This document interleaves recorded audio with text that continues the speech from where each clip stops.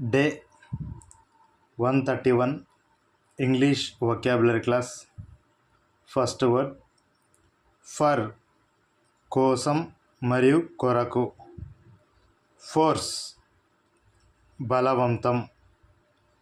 Forecast సూచన. Foreign విదేశీ. Forest అడవి. ఫరెవర్ ఎప్పటికీ. ఫర్గెట్ మరచిపోవుట. ఫర్గివ్ క్షమించు. ఫోర్క్ ముండ్ల గరిటె మరియు శూలం.